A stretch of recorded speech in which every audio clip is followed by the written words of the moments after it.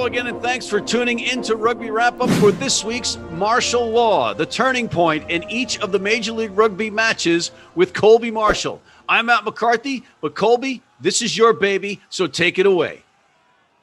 Starting off with Rugby United New York versus the Toronto Arrows. This is a game that Eastern Conference fans, it was a must-watch for them. Two teams that have been playing really good rugby going into this match. They both look to be on the rise, but only one could prevail on Sunday. The turning point for me, Toronto had possession. They lose the ball by way of a knock-on, and you think the ball is going back to New York. New York was actually offsides on two straight plays, so Toronto gets the ball back. And Taylor Taser Adams goes to his big man Montero on the wing for a try that puts Toronto up 19-5. Taylor Taser Adams, he played a great game. I was very impressed with watching him in person. But that was a big point in the match that put Toronto up 19-5, as opposed to going into the break only up 12-5.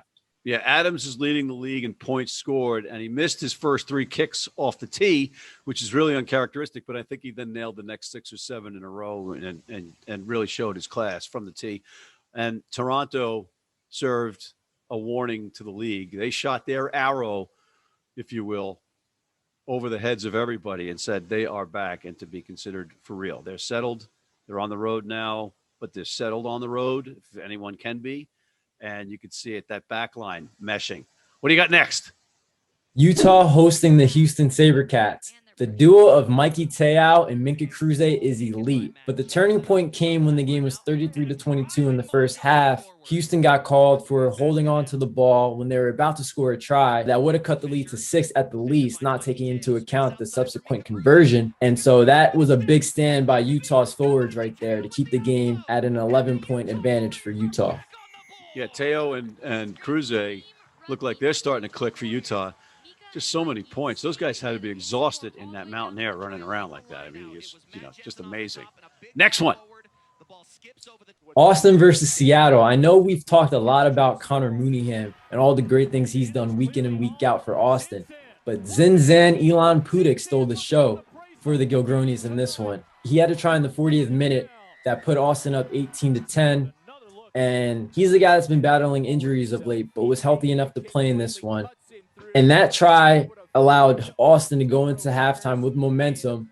They came back out in the second half. Zinzan zigzagged his way through and scored another try that allowed the Gilgronis to continue to roll. Oh, how we have missed a zigzagging Zinzan Pudik in the lineup for the Gilgronis. And, he's we kind of forgot him. And he is going to be a great player for them going forward. Next one. LA versus San Diego. The Guillotini scored 21 points in the first 7 minutes of the game. The turning point for me, aside from San Diego stepping onto the field to play the game, was when the Legion had a crucial turnover after they were threatening to put a dent in LA's big first half advantage. Fly half Luke Carty then plays a crossfield kick to DTH Van der Merwe for a try that really put the stamp on the inevitable outcome of this match, Matt. Yeah, Van der Merwe is a class player, but so is Luke Carty. I mean, everybody's saying, oh, well, Gitto's out. Luke Carty, he's a class player. I mean, that's the thing about the Guiltinis. What makes them so lethal is there's somebody behind everybody to pop up. That's a potential issue for a different show on how that's possible. But in the meantime, they are just lethal. And you beat me to the punch because I was going to say, yeah, once the whistle went, that was the turning point in the match. But good on you. Next one. Old Glory versus New England. Roberts Tanana, he came up with a big defensive play late in the game for Old Glory, a clutch interception and big run after New England were trying to mount a comeback. After a few phases in New England territory, and Old Glory put the finishing touches on the game with the try by Colin Asau. Yeah, and that Eastern Conference is really going to be interesting to watch.